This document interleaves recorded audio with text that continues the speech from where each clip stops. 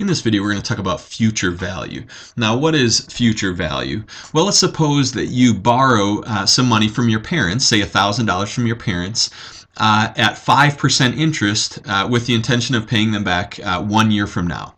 Okay, so 5% of 1,000 would be $50.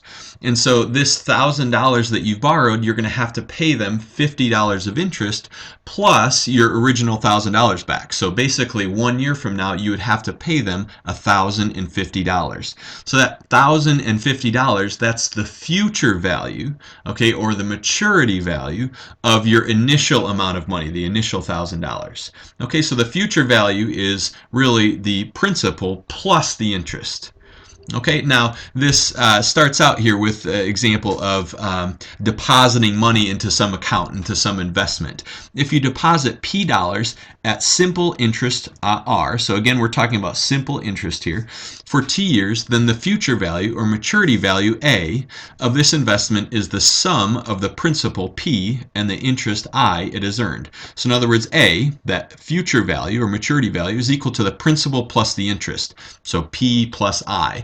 Now remember, for simple interest, wasn't I equal to PRT, right? That was from the previous video. So we can rewrite I as PRT. So the amount is equal to the principal plus the interest.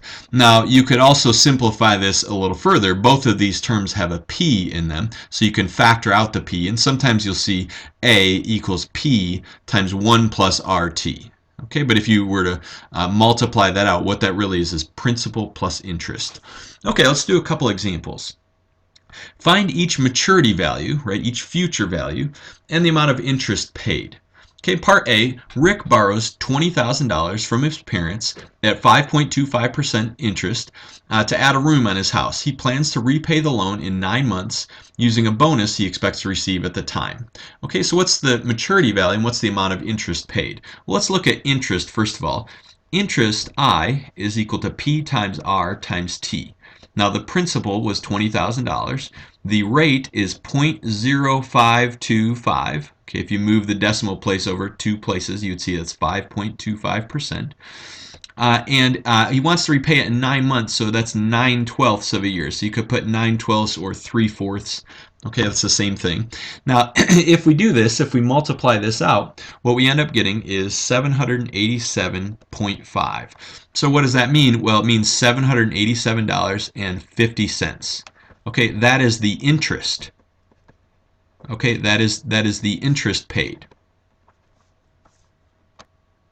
Now the question is, what is the maturity value, okay, or the future value? Now let's remember that the maturity value or future value A is equal to the principal plus the interest. Now the principal was $20,000 and the interest was this $787.50. If we add these two up, we get $20,787.50. That is the maturity value. Okay, the maturity value or the future value. Okay, so this $20,000 that he borrowed, well, 9 months from now, he's going to have to pay back $20,787.50. He'll pay back his initial amount, the principal, along with the interest. Okay, part B, a loan of $11,280 for 85 days at 9% interest. Okay, now again, let's figure out the interest. I is equal to P times R times T. The P is $11,280. The R is 0.09. And the T, what's the time? Well, it's 85 over 365. Right, 365 days in a year, so 85 365ths would be the years. Okay, and if we multiply this out on a calculator, we get 236.4164, and it keeps going on and on. But if we were to round this to the nearest penny, this would be $236.42. Okay, so $236.42, that is the interest paid. Okay, that's the interest paid on this loan or this investment. And the future value or the maturity value is equal to the principal plus the interest. Okay, the principal is $11,280. plus this interest of $236.42. And what we end up with is $11,516.42. Okay, that is the maturity value. Okay, maturity value. All right, one more problem, and this one's definitely a little different than the previous ones. Suppose you borrow $15,000 and are required to repay $15,315 in 4 months to pay off the loan and interest. What is the simple interest rate? So in other words, this tells you the initial amount of money, $15,000, and it also tells you the maturity value, 15,315. Now, what it doesn't tell you is the interest, but that's easy to figure out, right? Notice it's going to be $315 in interest, right? But it also doesn't tell you the interest rate. Okay, and that's the question. What is the interest rate? Now, notice that the future value, maturity value, is equal to the principal plus the interest. Okay, the maturity value was $15,315. The principal was $15,000.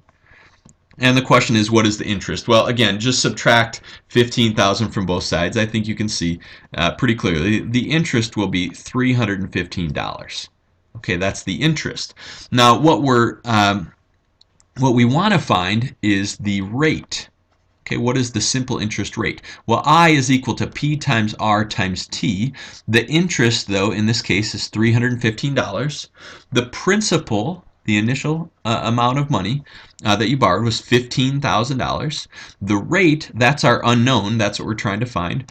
And the T is 4 months, okay, or 4/12. Okay, another way of writing 4/12 is 1/3. Okay, so what you can do is divide both sides by 15,000 and also divide by 4/12. Okay, take and divide both sides by this. Now, dividing by 4/12 is just like multiplying by 3. But anyways, do this on a calculator, and you're going to see that R is equal to, let's see, what was it? R is equal to 0.063. Okay, so what does that mean? Well, it means the interest rate was 6.3%. Okay, so if you borrow $15,000 now, and 4 months from now you're required to pay back $15,315, well, what was your interest rate? Well, your interest rate was 6.3%. Okay, and again, what we're talking about here is simple interest. In future videos, we'll talk about compound interest, which is a little bit more complicated.